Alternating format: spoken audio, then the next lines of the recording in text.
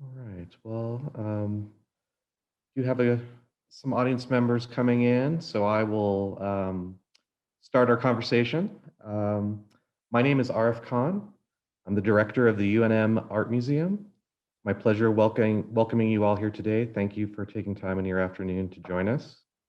Um, this program is in conjunction with the online exhibition project uh, There Must Be Other Names for the River, which is presented by the UNM Art Museum and has received support from the Center for Environmental Arts and Humanities. We thank them for their support of this project. Um, this has been a very rewarding project for the museum to embark on, especially during the pandemic. It was meant to be a live exhibition, and thanks to the ingenuity of the artists, it's transitioned to a virtual program. And I can't thank them enough for agreeing to do that, as it's helped keep the museum, our name out there in the world while we've been physically closed to welcome visitors. The website has received over 2,000 hits since we launched. So that's actually very amazing. So happy for that, and really want to thank the artists Dylan McLaughlin, Jessica Zieglin, and Marisa Demarco for all of their hard work. It's been a pleasure working with you all. Kind of asked for better collaborators. For those of you in the audience, if you haven't yet visited, please check out the site. There Must Be Other Names for the River. You can find that on the museum's webpage, and maybe we can post the direct link in on the webinar as well, if that's possible. So anyway, see. The program today is called Understanding Climate Change at This Moment in the Rio Grande's Lifespan. We have a great selection of panelists, and I'm going to throw it to Jessica Zieglin and Dylan McLaughlin to get the panel going. Thank you, everybody. Thank you, Arif. Thanks everyone for being here. We're so glad that you're spending this kind of sweltering afternoon with us on Zoom to talk about the river. And thank you to the University of New Mexico Art Museum for hosting this panel and for hosting the web-based sound installation, There Must Be Other Names for the River. I'm Jessica Zieglin. I'm one of the artists behind the piece, along with Dylan McLaughlin and Marisa Demarco, who are also here. And just a short intro to the piece for folks who haven't seen it yet. This piece uses river flow data from the past 50 years as a starting point for an improvisational musical score. And in this score, 6 people sing from different points along the Rio Grande, channeling the voice of the river and its flows through past, present, and potential futures. So we've been working over the past few years with musicians, with scientists, and with journalists to create this collaborative piece, and we're really happy to continue those conversations with you all today. In addition to the digital installation space at othernamesfortheriver.com, we're also hosting an online community space that we're calling Tributaries, where we're gathering and sharing the stories and songs of people living along the river. So this community space is continually growing and really illustrates the kind of multifaceted yet connected experiences that we all have along the river. So after we sign off from the panel, we would love to invite all of you to visit that Tributaries page as well. That's at othernamesfortheriver.com/tributaries. And please go there to submit your own story or song to be included in this community space. And then I'll send it over to Dylan to talk a little bit more. Great, thanks, Jess. So There Must Be Other Names for the River is a creative response to the threats facing the Rio Grande. The framework of community-generated creativity and collaboration connects people to these issues through sharing their own stories and experience. Our intention with the panel today is to continue growing this community of sharing. Building this piece has allowed us to listen, learn, and share more about the history and stories of the river. But our goal is really to create spaces where people can reflect on their relationships with the river and to ask their own questions about these relationships. This panel is an opportunity to go deeper into conversations around what is happening with the river the threats to it and its interconnected communities now and into the future, and how we can act to ensure that this lifeline in arid lands persists. Thank you all for joining us today. I'll now pass the mic to Marisa to introduce the panel. All right, thank you, Jessica and Dylan, and thanks everyone who's jumping on the Zoom for joining us today. We're having a series of conversations to offer hopefully a look at what's happening to the river, including some history and some context. And as everyone has mentioned, but just in case you're just joining us, the online installation you can find at othernamesfortheriver.com anytime throughout this year. And we're still doing these events for this project virtually, but we hope if things continue to get better, that we might be able to get some in-person events or maybe another performance off the ground too. Tons of thanks, of course, to Museum Director Arif Khan and UNM Art Museum for supporting this project over years. We didn't expect it to take years, but it did. And through the pandemic. I'm Marisa Demarco, a news reporter here in the state for almost 20 years, and I'm an artist. I've been working on getting my MFA at UNM, and that's part of how this project came to be. And throughout this conversation, you can submit your own questions for the panelists or for the artists. If you look, there's a little icon at the bottom of your screen that says Q&A, and if you throw in there, I'll see them. I might save them for the end, or I might flow them into the conversation as we're having it. So let me introduce the panelists briefly. Laura Paskus is joining us this afternoon. She is a longtime environment reporter since 2002, based in Albuquerque. Her journalism work, actually for me, was the seed of this art installation. Today, she's the environment reporter for New Mexico PBS and produces a monthly series for them called Our Land, New Mexico's Environmental Past, Present, and Future. She also wrote a book that you can find on shelves right now. It's called At the Precipice, New Mexico's Changing Climate, and it was published in September by UNM Press.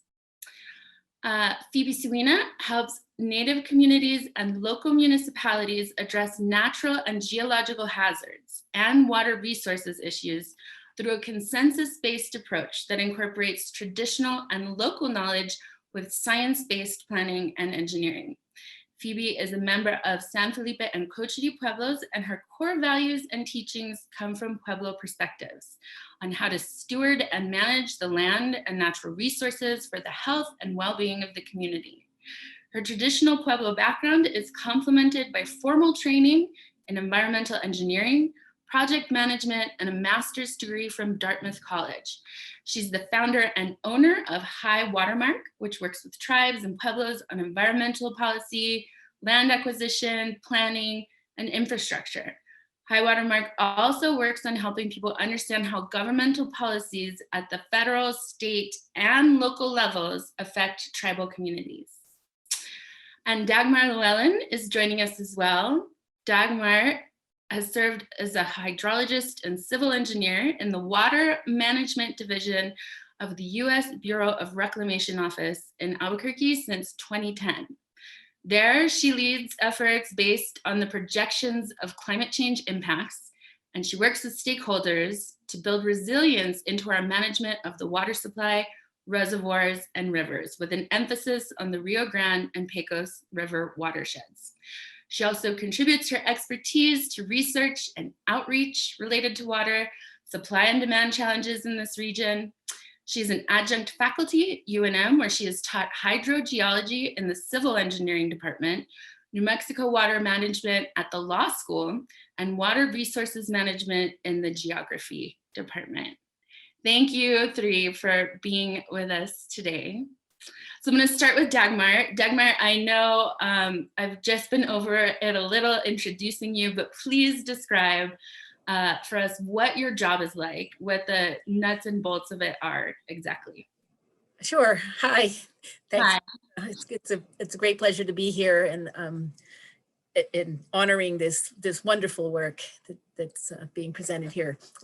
So I work for the Bureau of Reclamation here in Albuquerque. That's a federal agency. It's the one that's known as the agency that runs all the big dams, stores our water, and releases it as needed for water uses downstream.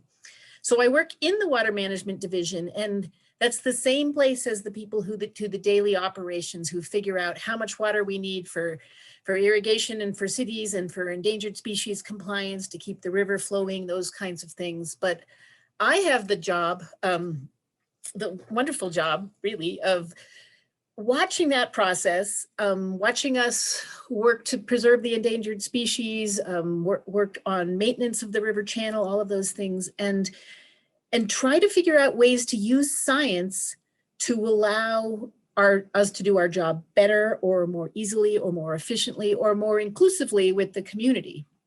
So a really important part of that is sharing science with the community, like I'm doing today, but also through joint scientific exercises where we all work together to try to vision what the future might look like, given the scientific foundations that we have about our system. Oh, so I've been out at the river a lot lately. I'm sure a lot of people have, especially during the pandemic. I think we're all enjoying those spaces a little more than usual. And right now the river looks great. It's huge. It looks really full. But what I picked up from speaking with you earlier this week, Dagmar, is that how we see the river looking on any given day is not necessarily an indicator of how well the river is doing overall. Can you talk us through this a little bit? Sure, that's a really important takeaway from our discussion. The Rio Grande through central New Mexico is a highly engineered system. And there's a lot of management decisions that are behind what you see in the river on any given day. So we are in extreme low water conditions in the basin right now, and we can talk about why that is. We had a fairly normal snowpack, and because of low soil moisture and high temperatures over the last several years, we aren't able to get a lot of water out of that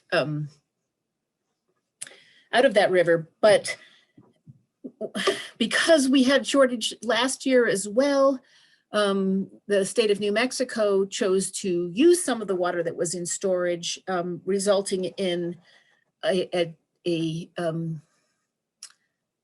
so I don't want to say deficit, but an under delivery for that year in the amount of water that gets delivered down to Elephant Butte that needs to be made up in the next year. And so what we're doing now as a state and a basin is running water through the Middle Rio Grande to get it down to Albuquerque.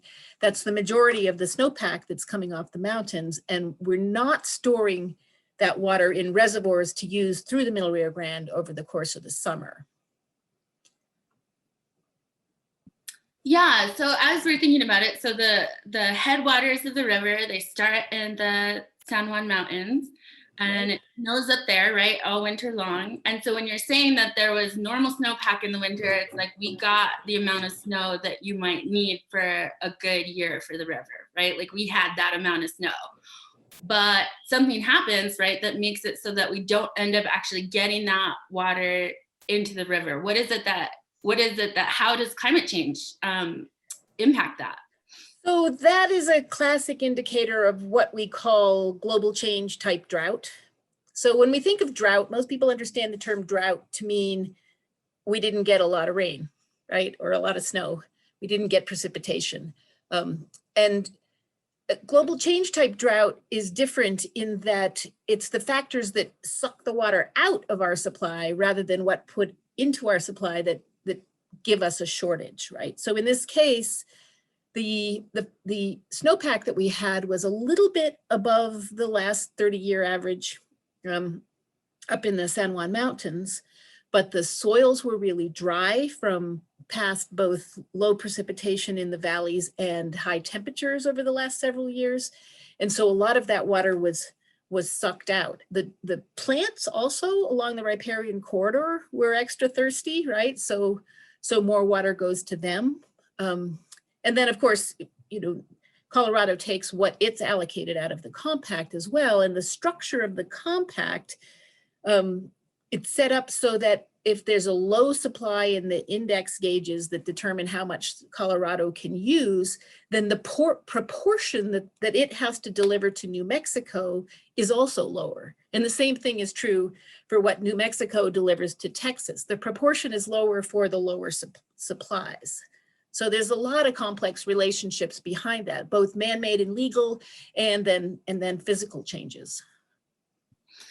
And so what we're really talking about is we had the precipitation that we needed for a good river year.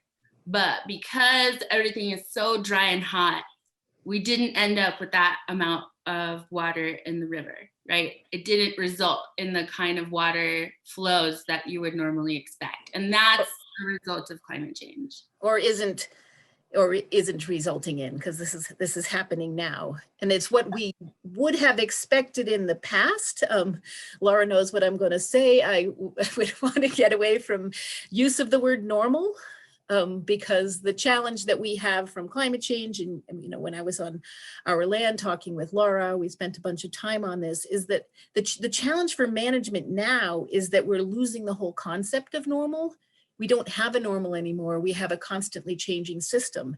And so we can't fall back on saying, sure, it's been dry now, it's going to warm up, and we have kind of a central tendency where everything will you know, ultimately line up. That's the part that isn't true anymore. So really everything that happens to us is unexpected, right? Unless we use science to try to project what our future might look like and understand the relationships between moisture and temperature and types of precipitation and spatial distributions in that precipitation, interactions between snowpack and temperature and sunlight, and all of those complex physical parameters that dictate how much water we actually get out of the system.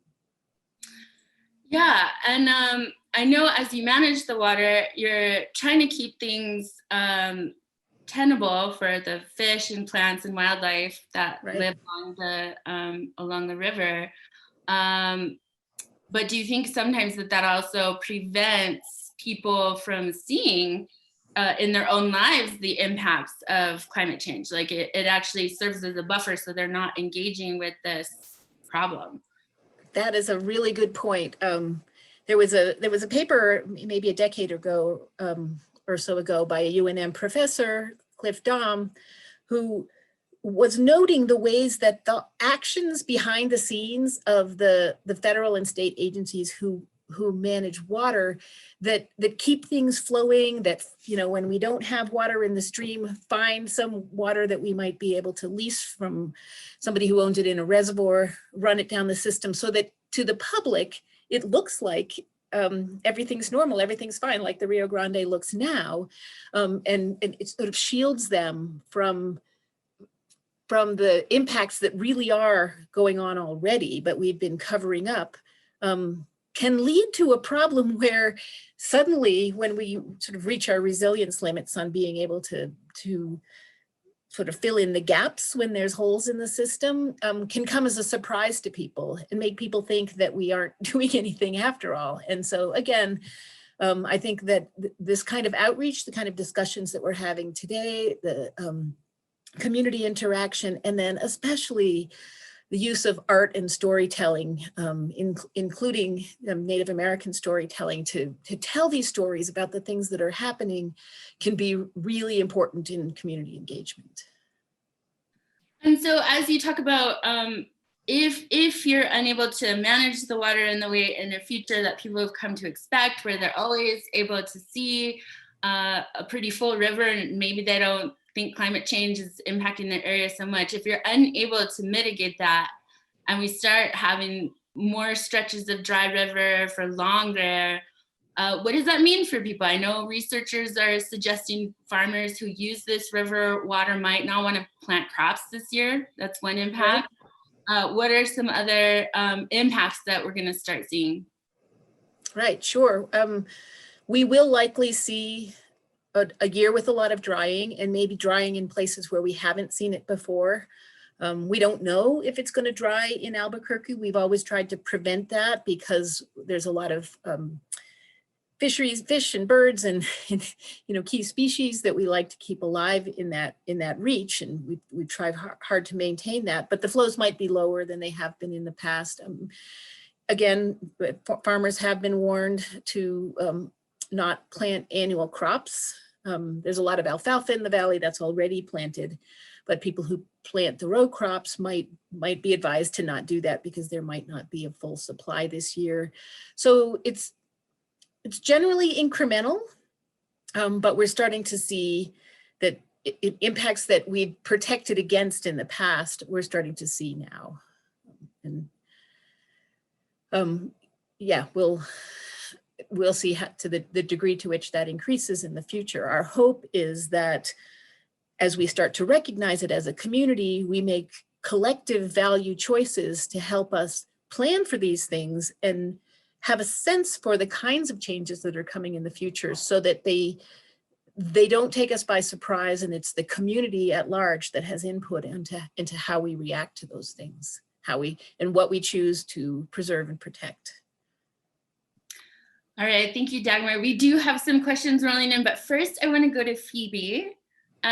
Phoebe, you're a hydrologist, and we talked about your lifelong passion and interest in water. Tell us how you came to this work. Thank you, Marisa. Appreciate your being invited to this panel, and thank you for everybody that is listening in. My name is Phoebe Suina, Cochiti Pueblo. As Marisa said, I'm from Cochiti and San Felipe, and how I came to this goes back to being from Cochiti. I grew up with a big scar on the landscape called the Cochiti Dam. And so since I was born, this structure was within our viewpoint from the Pueblo since I was a little girl, little baby. And so we grew up, I grew up hearing about the stories of before the dam. This was a paradise. Before the dam, we grew crops. We had farm fields. We had fruit trees. This was a paradise here at Cochiti before the dam.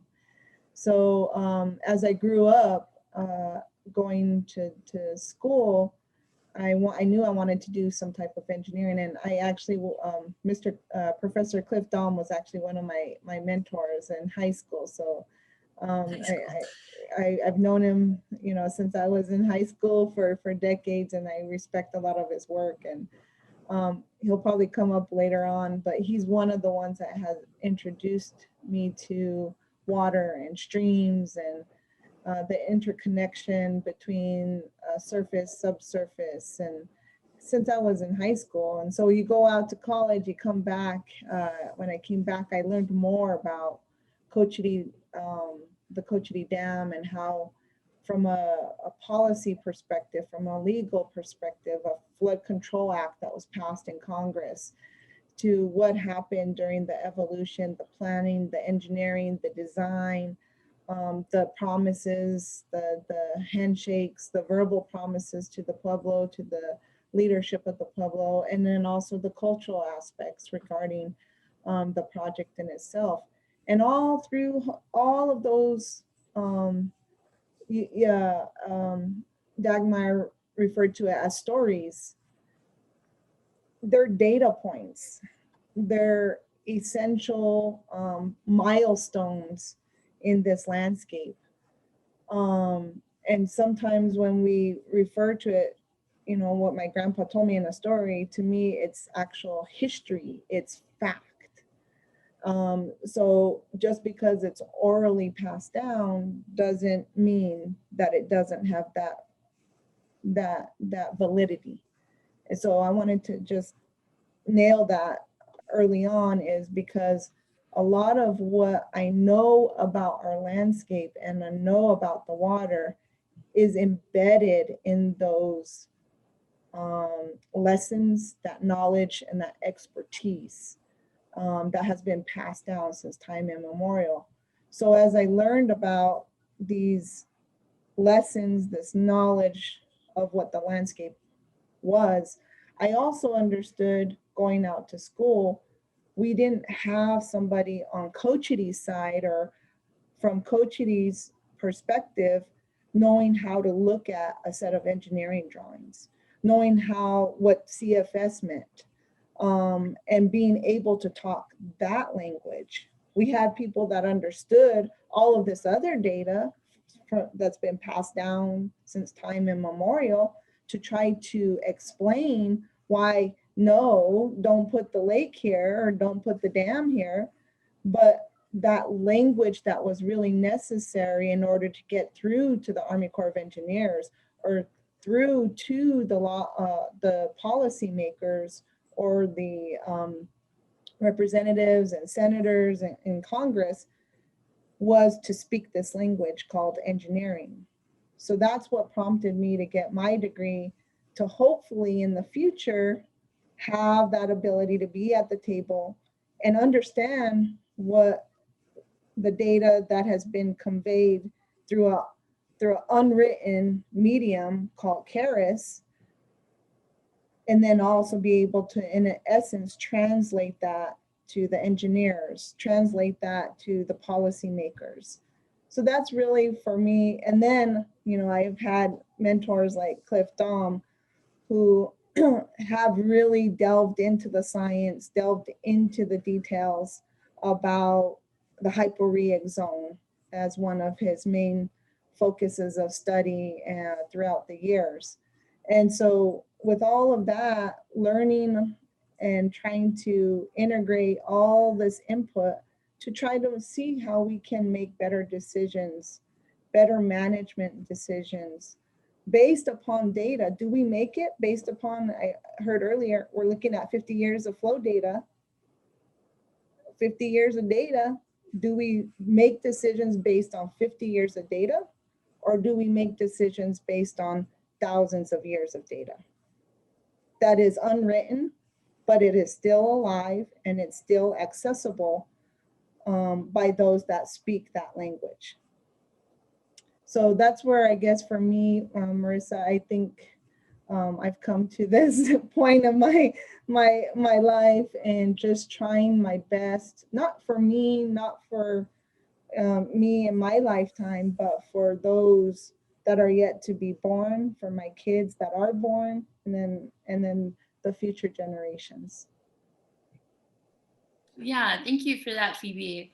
Cochiti Dam, it started being built in the mid-60s. It was opened in the mid-70s. I've seen it. It's huge. It's very industrial looking, right? Can you talk about what that dam going in meant to people of Cochiti Pueblo and what it still means today? I mean, it's so enormous. It's like unignorable in the landscape, right? Yeah, thank you for that question. Appreciate it.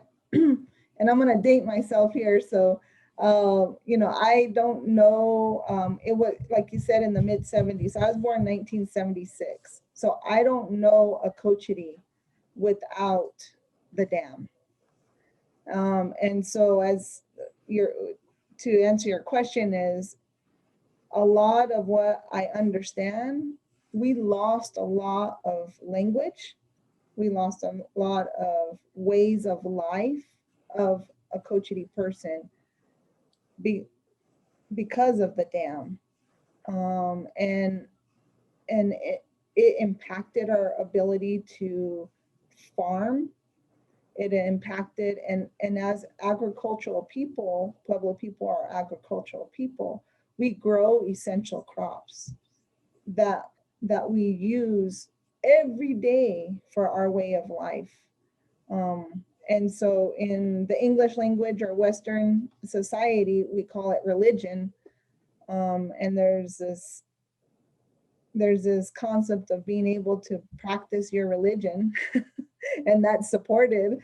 But what if you can't practice your religion because you can't grow crops? because in order to practice religion, you need those crops in order to practice your religion. To me, it's just a way of life. Every day that we need these particular crops to live and to be a Cochitim and to be a Cochiti person. And so that dam really affected every single aspect of our Cochiti way of life on a daily basis, but as well as those critical milestones throughout the annual cycle. We don't have our ditch duty or ditch work that the men do in some of the other pueblos. For many years, my grandpa, I remember this, my grandpa couldn't farm certain areas at Cochiti because the water table was too high. And so my family's a farming family, and we grew up all, down to the little kids out there in the farm fields. And so it was a way of life. And with the dam there, that affected that whole complex, and it impacted our language, because those activities that go along with implementing those and doing the language is inherently tied to that. So what is the word for ditch duty? We don't use that word anymore as an example, because it doesn't happen anymore. And then also, so that's just, the daily aspect. Now we talk about the cultural aspect of a structure that has 100-year lifespan. There are cultural areas within the footprint of the dam that, because I was born in 1976, I will never see. I know those areas are there, and maybe my great-grandchildren will then, or my grandchildren will deal with what is going to happen when that dam reaches its lifespan. Because that day will come. Those areas are still there, but what's going to happen? I won't see it. But so it not only impacted us of those living today, but those that will yet to be, still yet to be born. And so for Cochiti people, I think it's also like a compounding effect, generation to generation. And with every single loss, you give up something, you give up something, you give up something. In the end, what are we have in order to carry forward? And so it's a constant, I would say, also a daily reminder of us having to be cognizant of making a decision to make sure we, for example, speak our language. And all of that is tied to the water, right? So I'm not even talking about how the water and the river flowed in this landscape that we call Kukit in Cochiti. That has been altered and changed will be for my entire lifetime. And that's if I live 100 years like my grandpa did. But it has, and that flow, the way the river flows, it's a necessity for our people. It's a necessity for the ecosystem there. And I think I shared with you earlier this week is when we talk about river health, if we use the word health, whether we talk about ecosystem, whether we talk about a person, it's a living thing. That river is a living thing. The river is a living thing. And we often talk about how do we manage it? So do we manage people? Do we control people? That's a scary concept to think about, right? To go there. But that's what we're doing to the river. We're controlling it. We're saying, flow over there. Now flow over here. Now flow faster. Let's do that. And there are consequences to that. And so all of that to me is then wrapped in to this large structure that we call the Cochiti Dam. It's all that reminder. Now, I love water and I can go into that rabbit hole of talking about many aspects of water, but whether we drive by it every day, sometimes we're not cognizant and we're not aware of that impact on our daily life. And so, but it's through education, it's through also continuing to have the expertise and the knowledge and all of this data in our language to be continued to be conveyed to our people and our young ones. So I'm hopeful that that will continue. So profound impact of the dam, and I imagine continual impacts from climate change as well, and adjustments to water and farming and your way of life.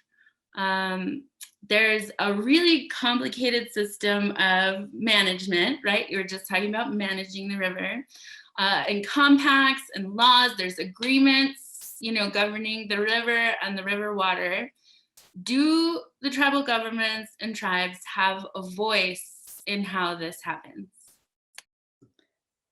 At this time, that is a very complicated question, and it depends on each particular tribe or pueblo here in New Mexico. But I can say right now is it's very limited. Right now on the books, there's the State Tribal Collaboration Act that is at the state level. There's Section 106 requirements for consultation at the federal level. But those are just consultation or collaboration. They're not, okay, the tribes and pueblos are at the decision-making table. Like you referred to some of these agreements. So some of the agreements, there is decision-making within, say, a particular river or watershed, but we're looking at the whole system of waters and rivers and bodies of water here in New Mexico, the stewardship of that. Many of this crosses tribal lands, private lands, federal lands, state lands. And so in those contexts, right, water doesn't stop at borders. I would say in general, no, the tribes and pueblos are not at the decision-making table. They're at a table of outreach or a table of consultation at this point in time. Thank you. Thanks, Phoebe, for talking about that. I'm going to definitely be circling back to all these panelists to follow up with one another about what's being said. I want to get to Laura really quick. Laura, longtime journalist. You've been following climate change impacts and other kinds of environmental problems all around the state for a number of years. But when we're talking about this river, what's the story that you've been trying to tell us about this river for years? Thank you, Marisa. Thanks for having me. I'm so honored to be here today with so many of you who I respect and really love so much. So thank you. Thanks for all of this. As Dagmar would know, because I interviewed her in 2002, like the very first kind of like real story that I wrote as a journalist at High Country News at the time was about the fact that the Rio Grande was dry. I had been kind of in transition between working as an archaeologist and a tribal consultant before working as a journalist. I was working as a cocktail waitress at that time and living with a bunch of fisheries biologists who would come home from work and talk about the work that they were doing, that the river had dried. And I was kind of like totally just baffled that the state's largest river, that the Rio Grande was drying. I couldn't believe that was happening, and I was pretty obsessed with it. And so went to High Country News and just started writing on a regular basis for whoever I was working for, whether it was High Country News or KUNM or now New Mexico PBS. Like since 2002, I've consistently been covering the fact that the river dries when it dries, and the reasons why it dries and the impacts that it has.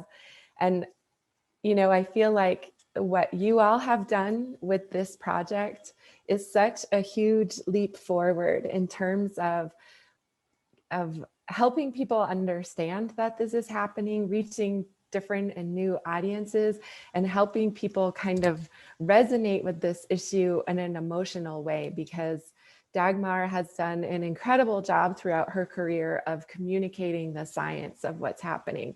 And Phoebe has done just work that has just ripped my heart open in terms of helping people understand the impacts on Pueblo communities. And I've tried really hard to help the public understand with, you know, like journalism, but reaching people in different ways like this project is so, so incredible. Yeah, thank you, Laura. It comes from conversations that we've had, you know. You mentioned when we were talking earlier this week that there are so many people and agencies thinking about water use, water rights. And what's different for you is that you don't have a constituency. This is something you said. Tell me what you mean by that. Why is that important? I think that it's important because when you're like working for a particular agency, or say you are the chief engineer of an irrigation district, like you're looking at the river and what's happening through a particular lens of how do I still meet the needs of the people who rely upon me, and nobody's relying on me except for to try to tell them the truth about what's happening in terms of our changing climate, in terms of how agencies work together, in terms of how politics affect all of these decisions. And I think like I've definitely I've definitely become a lot more thoughtful about how I affect the narrative of what's happening. I know that like personally, when I've gone through periods of feeling really overwhelmed and like mad and frustrated, particularly during certain periods of time with particular politics driving different decisions, including what to study and what not to study and what to talk about and what not to talk about, that my coverage has taken on can take on like an angry or confrontational tone. And I don't know that that always helps things. And so sometimes I try to like, okay, how can I shift what I'm doing to get the same information to audiences that they need, but maybe not immediately make them mad or fearful or angry or, you know, whatever. So as you know, and like you and I have talked about this a lot, like the different roles that journalists play and the different responsibilities that we have. Yeah. Speaking of politics, there was an idea years ago that was discussed in the state legislature and with state officials about whether the river has rights to its own water, which is a really, it's surprising to me that it doesn't, right? Can you tell us what that was like and where that conversation is now? Yeah, so it kind of, it's something that people were talking about, like different ways to figure out how to implement this. You see this in really limited ways has been enacted in states like Colorado or Oregon, I think it is. But, and there are different groups talking about this or thinking about how to do it. But I feel like we've reached this moment where everybody's so worried about how to meet how the river is going to meet the various needs everybody has as we've come to rely upon it, that I feel like a lot of people are shying away from that conversation right now in some ways, because it's like, well, this certainly isn't the time to talk about carving out a chunk of the the already over allocated, stressed out supplies and saying, here, river, you get to keep some of your water. But for me, I kind of feel like looking at the science, listening to the scientists, there's not going to be a better time to do this. You know, we should have done it 20 years ago if we cared about protecting rivers.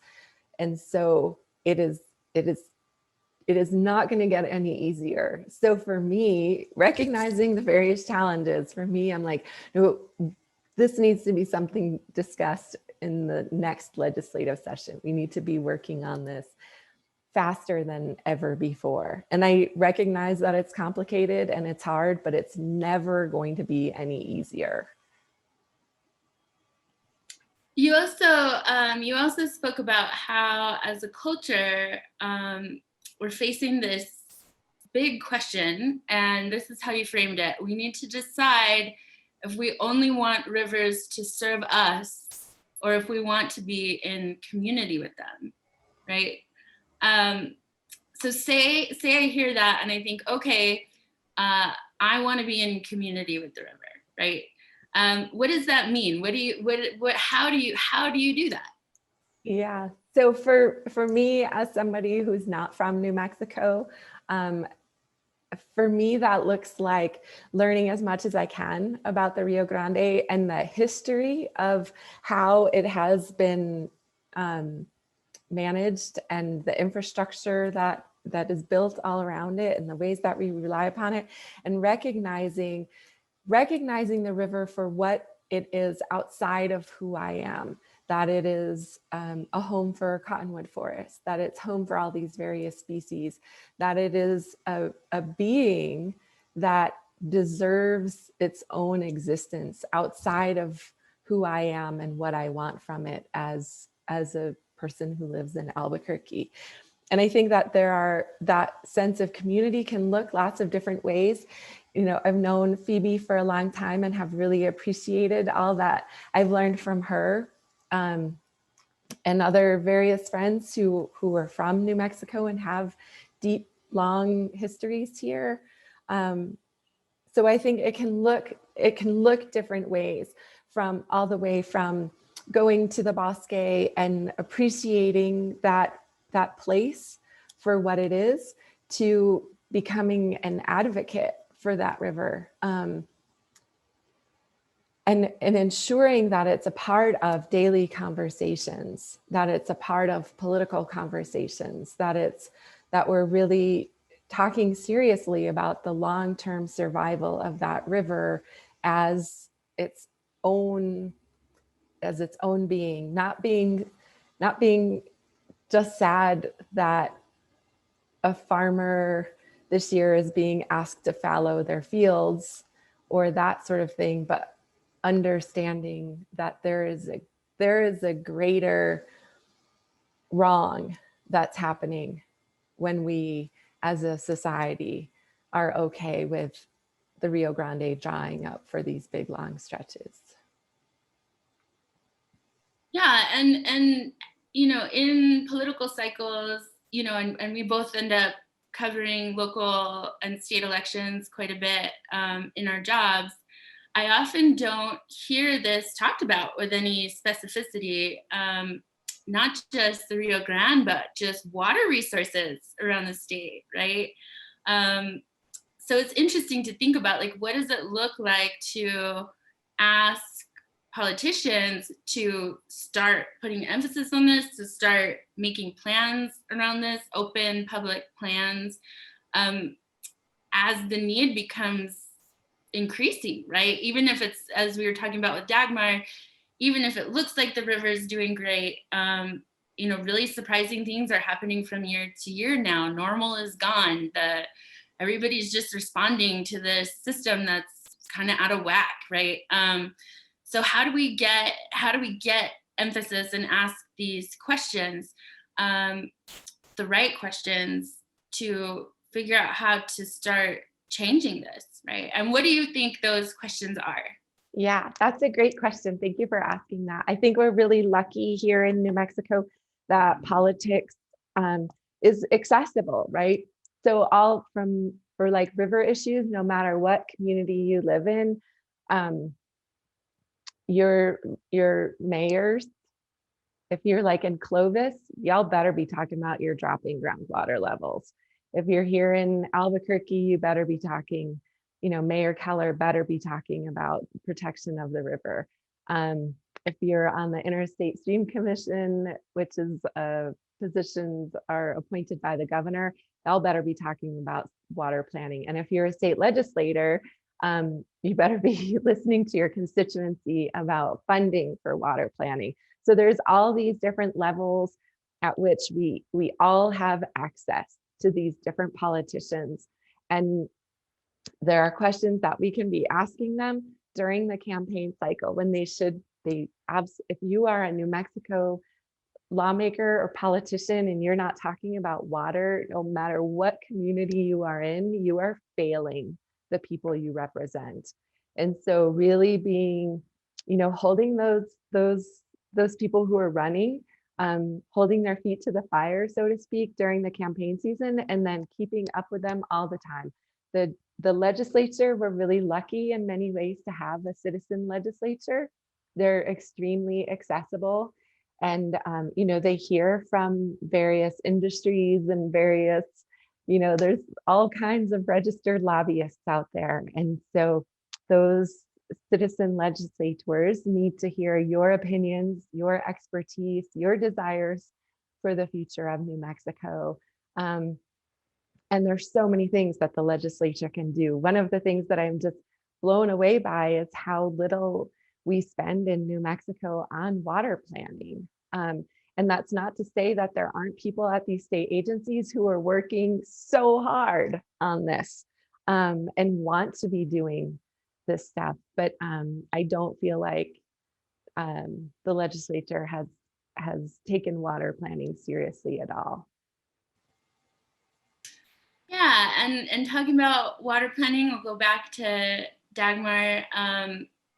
One question that we got early on is that from Christopher Fortson, who's on here with us today, is that everything's intertwined, but how much of the water issues are based on water management and conservation versus ongoing climate change and hotter temperatures? Well, that's tricky to disentangle, of course. But I will say, so maybe some folks have heard about the Rio Grande Basin study that we're initiating.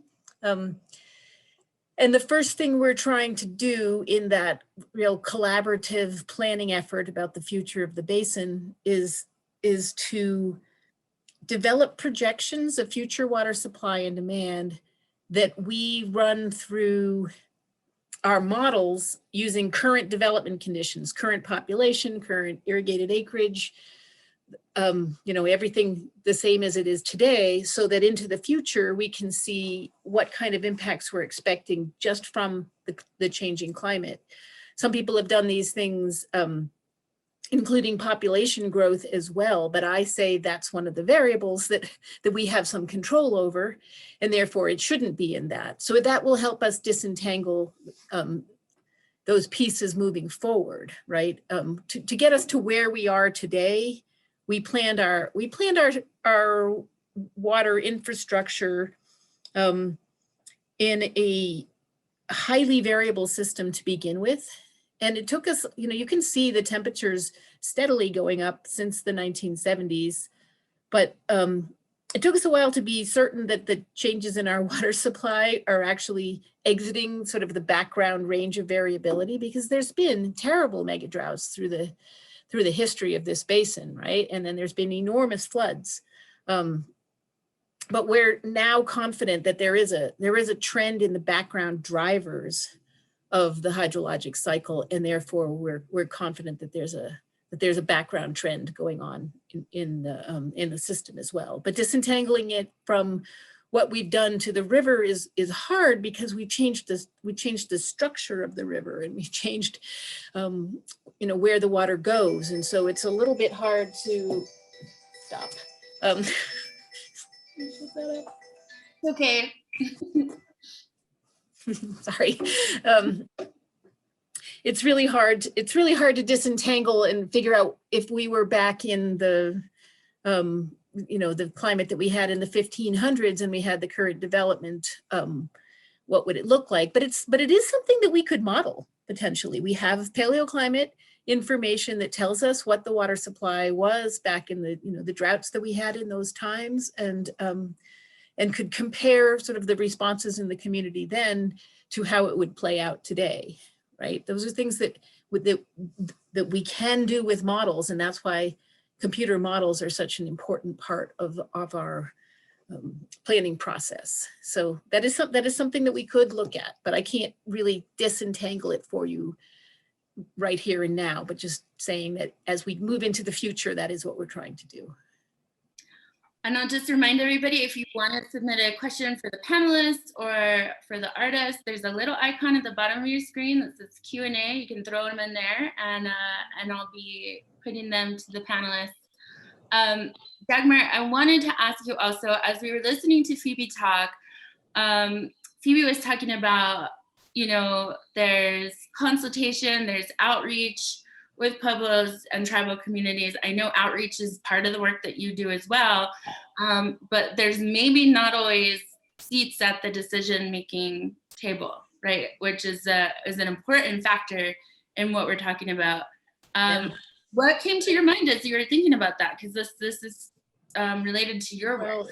I'm not at the decision-making table really either, but what I'm doing is trying to provide science and information that can support that decision-making process. And in the Rio Grande Basin study that I was just talking about, we've invited the tribes to participate, and many are participating. There's a sectoral group within that basin study that's providing a tribal perspective on future changes in water, suggestions for adaptations, and really the tribes are working in detail as a partner in that planning effort. This is the first of the basin studies that Reclamation has initiated that actually included the tribes from the very beginning, and we think that that's a really important strength of what we're trying to do.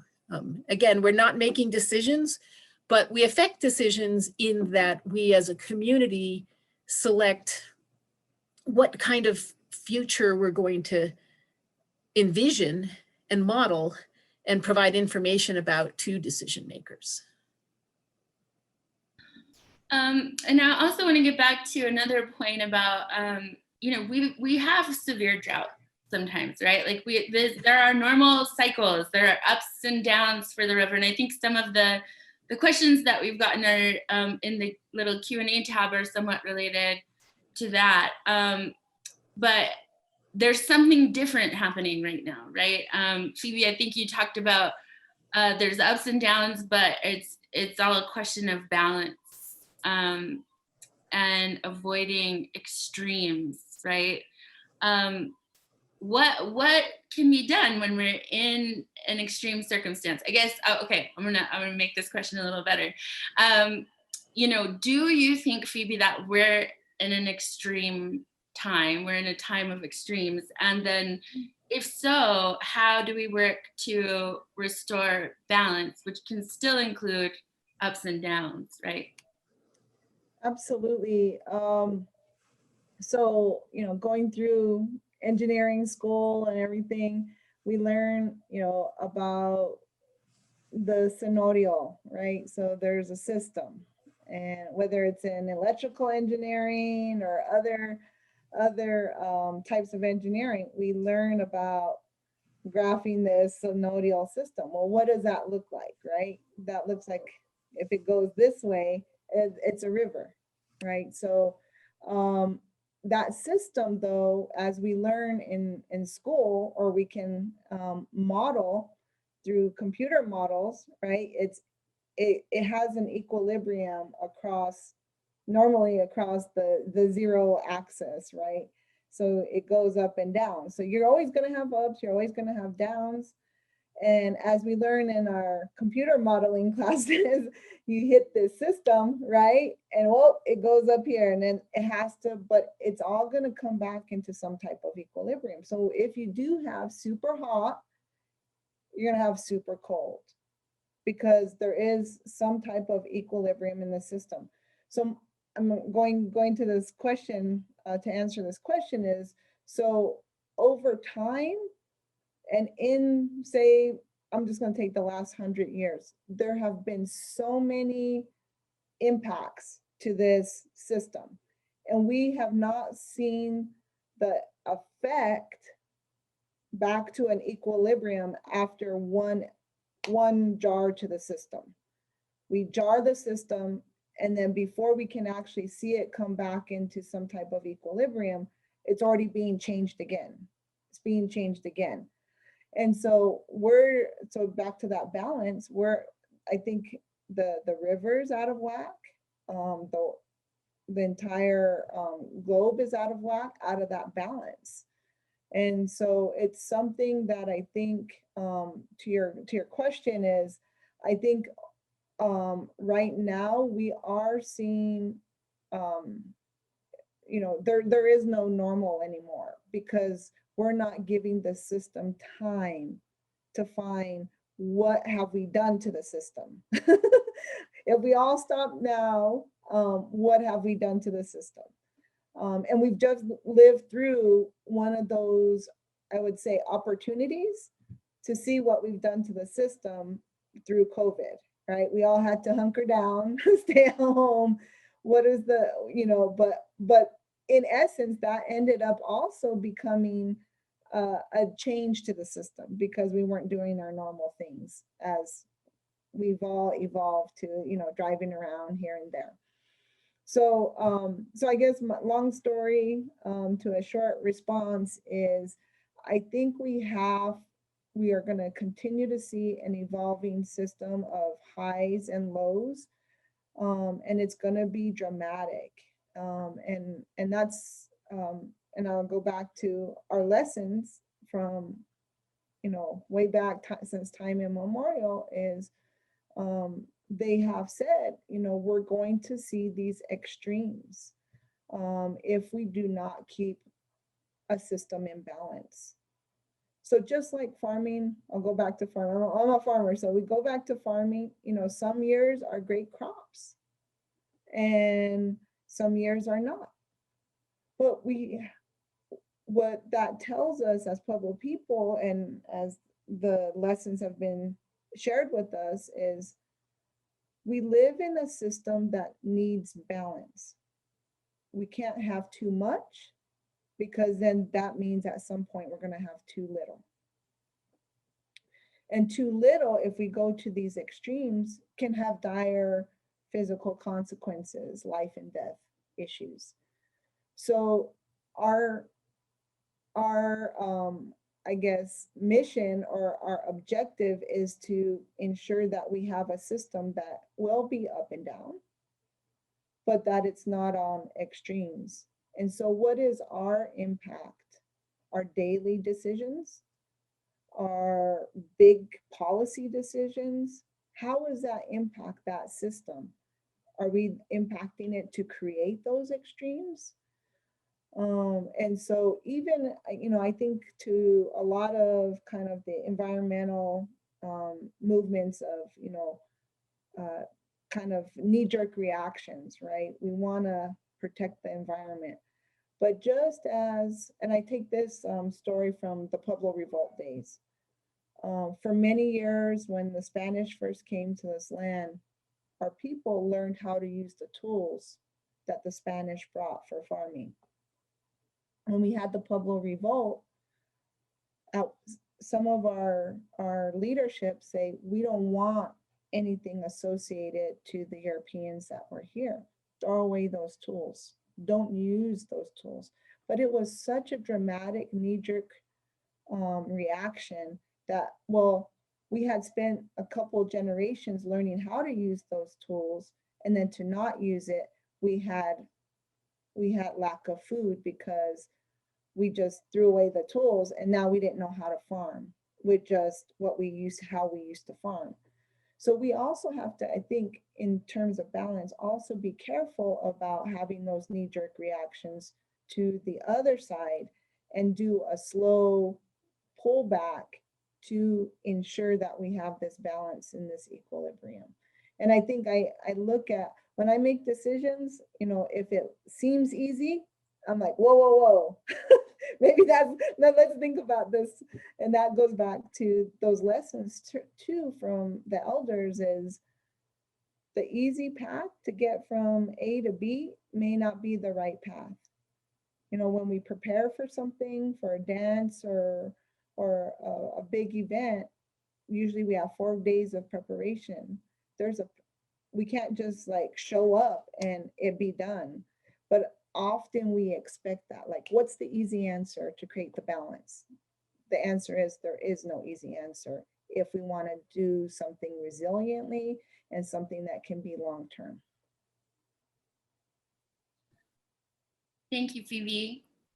We have a question here from Patricia Watts, who asks, are you looking at the land-based water cycles as broken due to the soils that have been disturbed? And I guess I'll put that to any of the panelists. Yeah, Phoebe? Yeah, and I was reading these questions from Patricia and Peter and Christopher, and what I was thinking about as I was reading this is one of the things that I think where we have as Patricia mentioned, the broken cycle. I think we have a broken or a system of trying to manage, trying to understand that is broke. It's not comprehensive enough. It's not comprehensive enough to incorporate all the considerations regarding management of water. If you will, it can be defined as a very basic system of 1 + 1 = 2. And as an engineer, you have to know arithmetic, but we also know in order to understand a complex systems, you have differential equations, you have computer models. But right now we're using a very basic system of 1 + 1 = 2 in order to manage something that is way more complex. And it doesn't take into consideration the soils. It doesn't take into consideration the whole of the hydrologic cycle, all the various aspects, because each component of that hydrologic cycle has its own complexities, its own ways of trying to determine what is the evapotranspiration or how does this thing, I think what Peter was saying, how do we look at the sublimation of the snowfall for this year? How do we look at that? There's a whole science related to that. And so, but we're using a system of 1 + 1 = 2 in order to do this management. And part of it too is how do we incorporate then and bring along, as Laura was talking about, are the decision makers, which are many our Congress people, our state representatives, our governors, all of those folks, the Interstate Stream Commission folks that have a unique language that they speak. How do we get the understanding to them? Because we all are bringing in different perspectives regarding the management of water.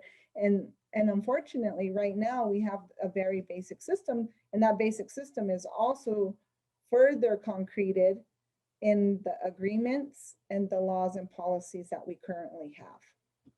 And so, long story, I think we really need to look at water management comprehensively, looking at water quantity, water quality, how different parts of the cycle or hydrologic cycle can be incorporated into water management.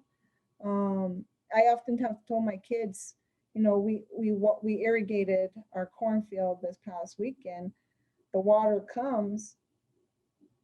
Are we using it? We had a discussion. Are we using the water, or are we just borrowing it as part of the hydrologic cycle?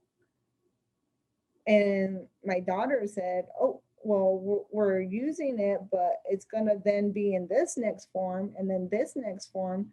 We're not owning it, but that's what the system is being defined and moving toward. is very short-term, I guess, tracking, if you will, and management in that short-term context versus, well, at some point, this H2O will be either in the air or eventually will be back in the cloud and then rain down as water again. So just to kind of add to what I was seeing here, and it's so complicated, and you know, oftentimes I think, and I know I've talked to Laura about this, is it's like it blows your mind of like, how do we do this complex system?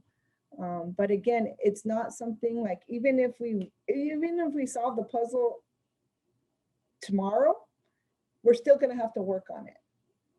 And just like balance, you get balance, and those that have tried to get balance, the very next day you're potentially out of balance. It is, you know, so it's just how we continue to work.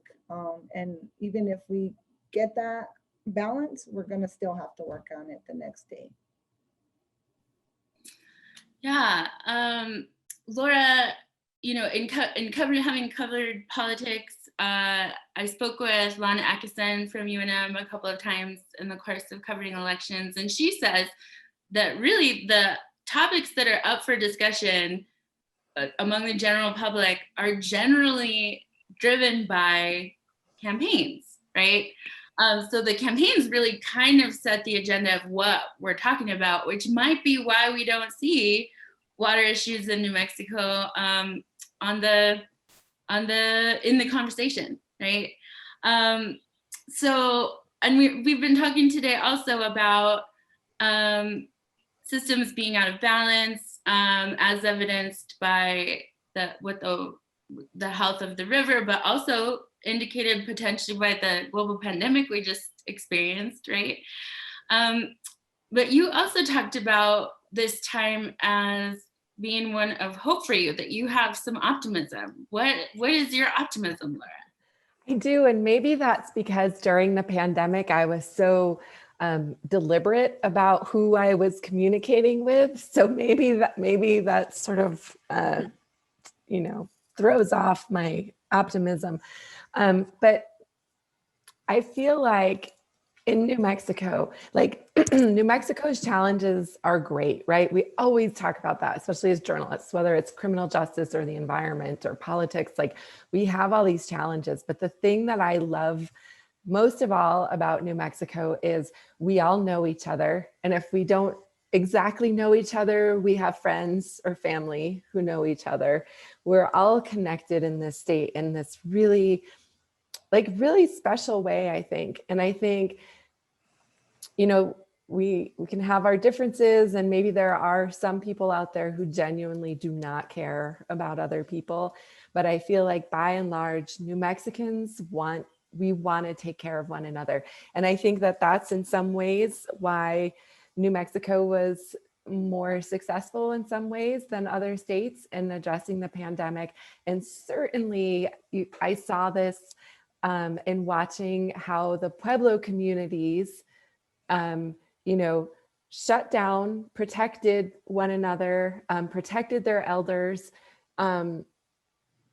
And that sense of community and caring that we saw so much here in the state in the pandemic in many ways gave me a lot of hope that these are really hard conversations and we can disagree and we can get mad at each other. But I think here in New Mexico, we have great opportunities for making sure, like Phoebe's talking about, that things like water management are more comprehensive. The more people you have in the decision-making process, I think, yes, that's challenging and it can be hard, but I think that that's the right answer. You can't just have like top down a few people telling you how New Mexico's water is going to be managed and what sorts of systems we're going to have in place. That these deep, difficult conversations are the things I think that are going to help us so much into the future. Thanks, Laura. I want to get to some of the questions that have come in. And if anybody wants to add another one, Q&A icon at the bottom of your screen. So if it's all right, I was on mute, but wanted to chime in and support what Phoebe was saying in the beginning of the soil question. Soil is incredibly important to our water supply, both in terms of the ability to hold moisture in the bosque on farm fields, if there's adequate organic material in that soil. And we've learned that the more we till farms, the more we lose that moisture, and that's what we lose that organic material, and that's what holds on to the moisture and allows for a longer time between irrigation. So it's critically important from that perspective. It's also critically important that it maintains both the organic material that holds it together and the vegetation that's on it for us to preserve our water supply up in the mountains.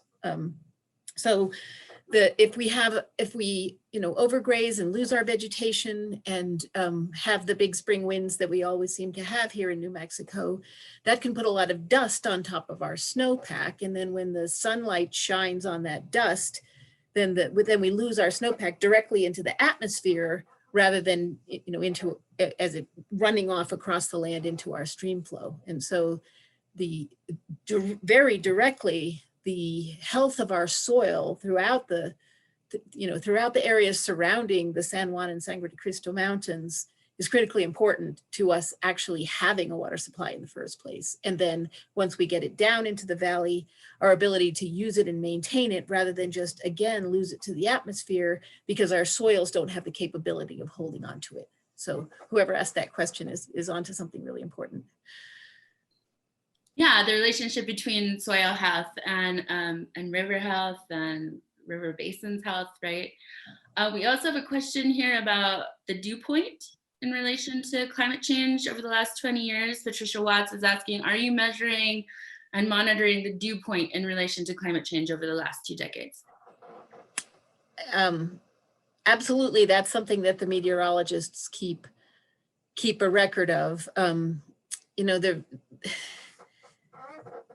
The relationship is complicated. We use the dew point primarily to tell us when we're bringing in enough moisture from either the Gulf of California or the Gulf of Mexico to result in rain, particularly during the monsoon season. And during that period, it's important because it is the indicator to tell us whether we're going to get rain or not. But because our region is so dry, and we saw this kind of dryness, say yesterday when we were in the single-digit percent humidity for 12 or 16 hours or something yesterday, and this is resulting in critical fire damage or fire danger. But during those times, we don't actually ever reach our dew points. Like, you so often don't even see dew here in New Mexico. So, what that dew point is an indicator of is really the sucking of the moisture out of the ground and our water supplies and things into our atmosphere, and whether we get to the point where it actually supersaturates as the water cools down.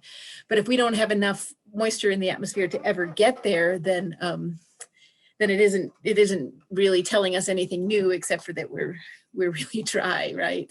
And we get further and further from it as our temperatures get higher, because there's an exponential relationship that between the temperature and the amount of moisture that the air can hold. And so when it gets really hot, it can hold a lot of moisture, and it would take a really big drop in temperature for us to get to the point where we actually have dew.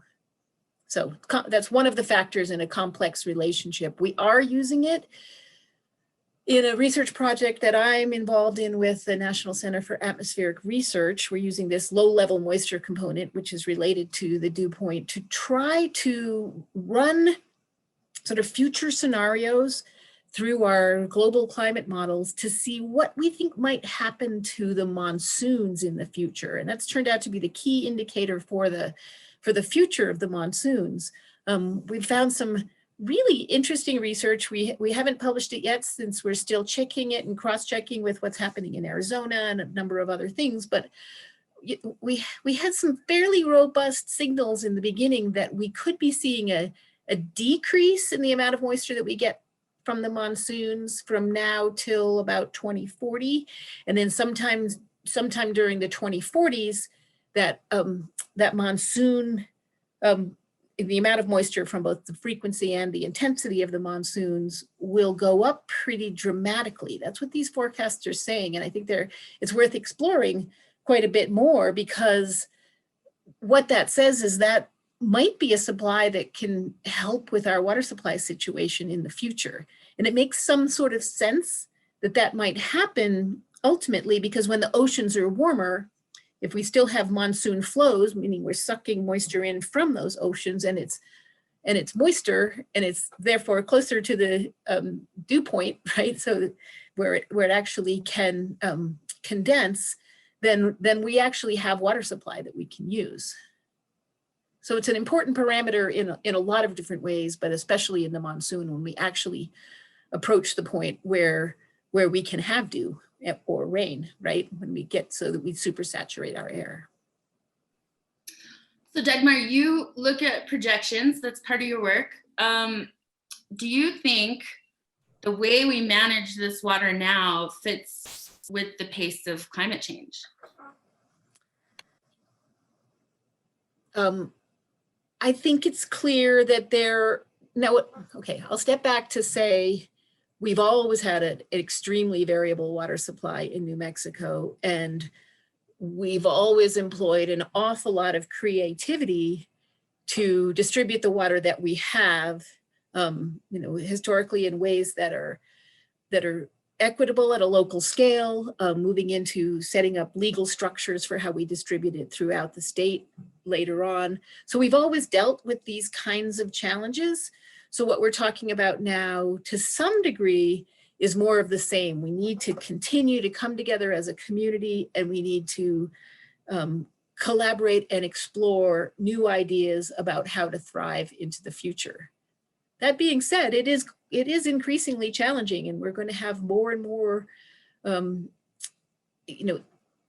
as time goes on, our most extreme years are going to become even more extreme. And that's on both ends of the scale. That's in probably most of the time drought in the climate that we live in, but it also means more extreme floods. The increased energy in the atmosphere that climate change brings us is making everything more intense.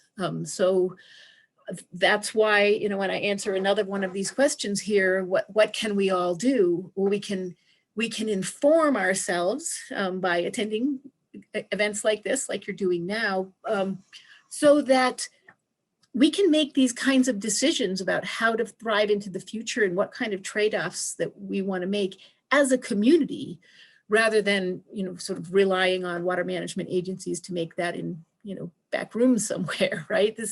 I think it's really critical, because it's so existential. Like, this is sort of fundamental questions about who we are and how we want to live on the landscape, and we need to make those collectively. And so that's the best thing that all of us can do to move forward and create a society here that continues to thrive, is to do it collectively and open up the conversation to everyone. So I know, Laura, you've spoken to this a little bit in terms of the kinds of questions we need to be asking politicians. And Phoebe, I know that there are not any easy answers, but we just have a couple minutes left. So if there are things that you think people can do, what are they? What's the way that we move forward with this? Let's start with Laura.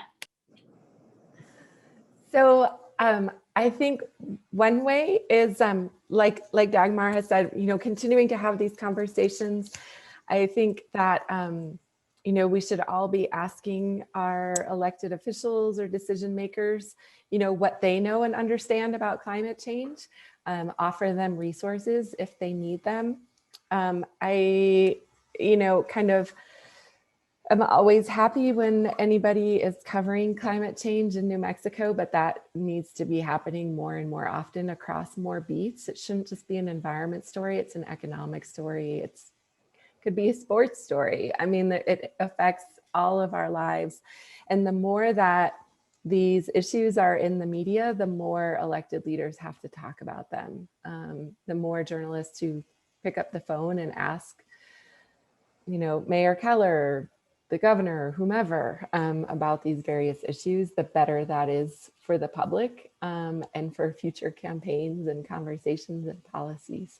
So just, yeah, keep talking about it, keep hounding everyone all the time, every minute. And Phoebe? Yeah, thank you so much. And again, I appreciate this time and everybody's time who's listening in. And I think for me, it's just about being to a basic word of respect. And we have to, you know, respect our place and in this in our New Mexico environment and our New Mexico communities. And by doing that, we also have to respect what our fellow New Mexicans are, their, you know, their presence and their impacts and what they need in by living here in New Mexico. And I think for me, it's a discussion too about an acknowledgement and a recognition about a sense of interdependence. So what I do affects Laura. What I don't do also affects Laura. And so that even though she's in her, looks like her home office, and I'm in my home office, that it's still what I do, decisions I make on a daily basis do affect her. And so it's this sense of interdependence that is well observed within ecosystems. And what makes a healthy ecosystem is this interdependence and that balance. And so, you know, one day the predators in the ecosystem will win out, and one day the things that the predators are hunting for will escape, you know, so there's always this balance. And so and so with that interdependence, there's that health of a healthy, balanced ecosystem, just as our community needs to have that balance. And part of that balance is to respect and acknowledge everybody's perspective, as well as try to also listen to those that and have open ears and for those that do have expertise. And I always love to be on these panels because I learn so much from the other panelists as well. You know, not one person knows everything, but we are all interconnected. We're all New Mexicans here. And so I would just, again, what we can do every day is just acknowledge that and know that the decisions that we make in regards to water, I was telling Marisa earlier this week, are we gonna like dump a bunch of chemicals down the drain? Well, we have that decision every day. You know, what are we gonna put down our drains? And you know, it seems like out of sight, out of mind, but those decisions do affect our hydrologic cycle, which in the end, that little molecule of water will come back toward us. And so it, again, just being cognizant about that and aware. And it's not going to be easy. It's going to take a while in terms of the collective to really understand how we manage our water resiliently. We have a couple more really excellent questions in here about population growth, about fracking. These are things I would have really liked to have gotten to. We are out of time for today. I'm so sorry, everyone. We can come back to this. I can try to get some answers to some of these questions and get those posted, but I think it also kind of shows that there's a lot more conversation to have here, and maybe we need to do this again, right? And keep talking about it. So I want to thank everyone for being with being here with us today as we consider climate change and our relationship with the river that we know is the Rio Grande. Extra big thanks to our guests for sharing their expertise and experience with us. Environment reporter Laura Paskus from New Mexico PBS, hydrologist Phoebe Suina, founder of High Watermark, and water planner Dagmar Llewellyn from the Water Management Division of the U.S. Bureau of Reclamation. Thanks to my fellow artists, Jessica Zeglin and Dylan McLaughlin, for helping to make this happen today. Thank you to UNM Museum Director Arif Khan and Devin Geraci, who's been running everything behind the scenes for us today. You can find the online installation at othernamesfortheriver.com. Look for the tributaries page if you'd like to contribute. Follow the UNM Art Museum on all your socials for info about upcoming events and exhibitions. And you can also find the museum at artmuseum.unm.edu. All right, and that's it. There really is a lot more to talk about, but that's where we have to leave it for today. And thank you all very much again. Thank you so much, Marisa. Yeah. Thanks, everyone. And thanks to the artists. Art is super important. Thanks very much. Thank you all. Bye.